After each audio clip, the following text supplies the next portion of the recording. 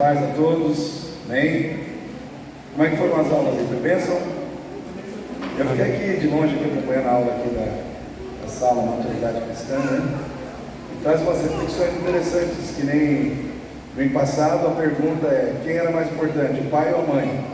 É claro que nós falamos que essa resposta deve se tornar relativa, porque ela depende da competência de cada um dos dois, ou do pai e da mãe, exercer bem o seu papel, né? Filhos que foram criados por mães vão achar que a mãe é mais importante que o pai. Filhos que foram criados pelos pais, sem a mãe, vão falar que o pai é mais importante que a mãe. Mas quando os dois exercem bem o seu papel, o pai é pai, a mãe é mãe, né? E cumprem de forma cooperativa o seu papel, os filhos entendem que ambos são importantes, né? E isso é importante para a nossa formação, seja ela pessoal ou espiritual, porque a figura do nosso Deus é a figura do Pai. Sim ou não, irmãos?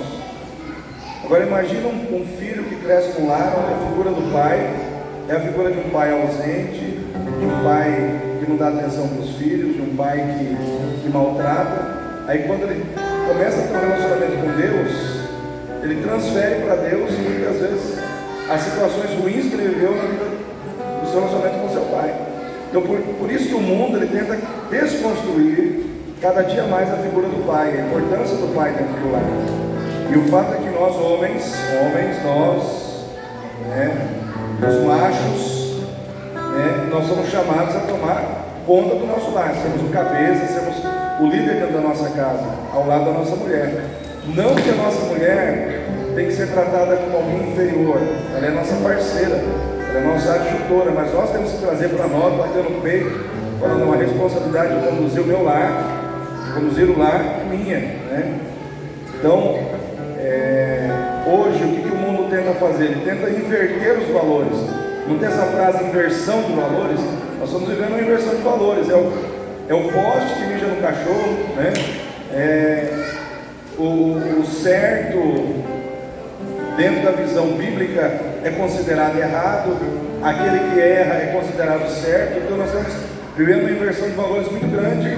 Esse filme aí que está passando agora da Barbie, por exemplo, que parece ser um filme infantil, né, é um filme que promove de maneira muito forte o feminismo, principalmente na mente das adolescentes, procurando fortalecer ainda mais esse entendimento de que mulher, ela deve ser empresária, ela deve ser profissional liberal, ela deve ter muito dinheiro, ela deve ser autossuficiente, ela deve ser independente, mas ela não precisa ser mãe, ela não precisa ser esposa, ela não precisa ser do lar.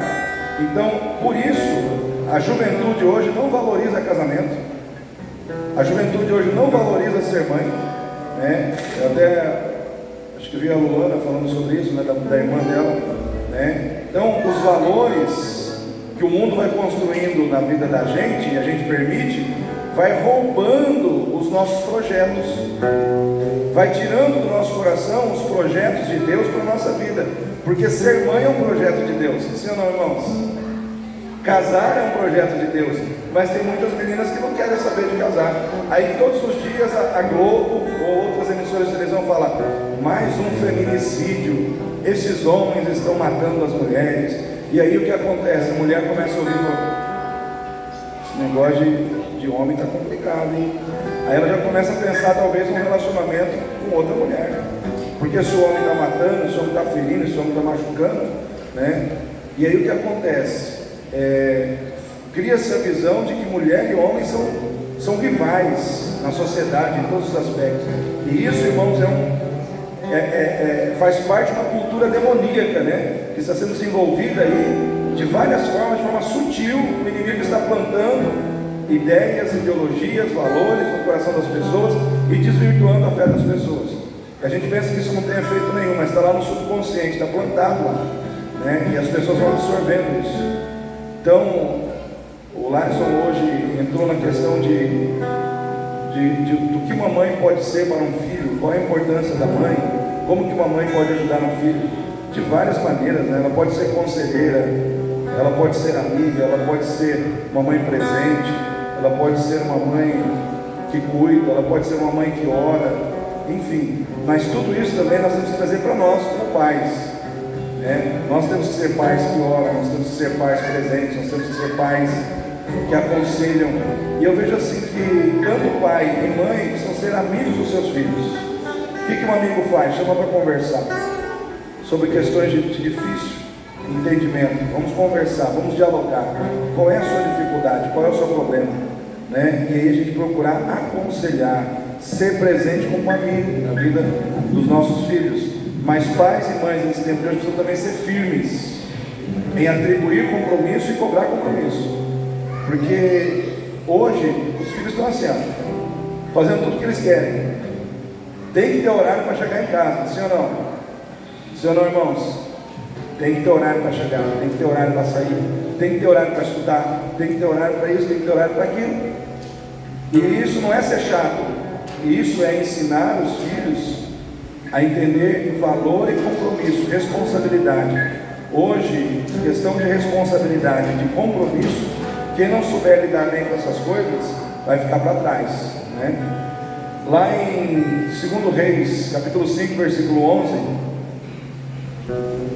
fala que Naamã, quando ele ouviu do profeta que ele tinha que dar 7 mergulhos no Rio Jordão, a Bíblia diz que ele ficou indignado, ele ficou com raiva, e diz assim que ele pensou consigo mesmo: eu pensei que o profeta sairia, invocaria o nome do Senhor seu Deus, e colocaria a mão sobre o leproso e o curaria.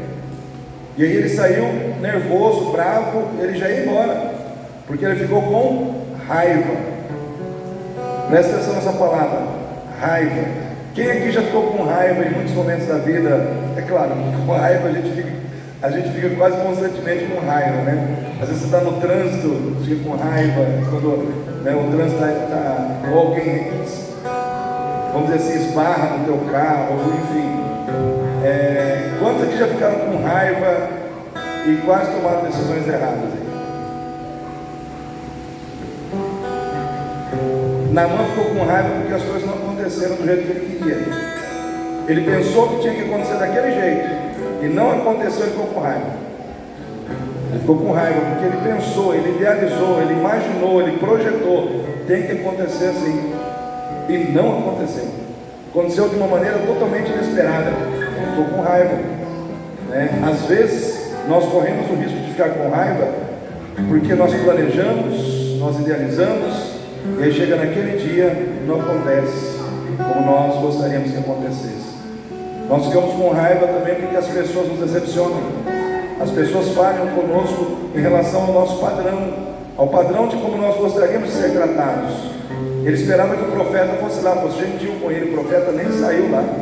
O profeta mandou um mensageiro, falou: fala para ele. O profeta nem se dignou a ir lá falar com ele. Ele se sentiu diminuído, desprezado, talvez, se sentiu não valorizado, né? Não honrado pelo profeta.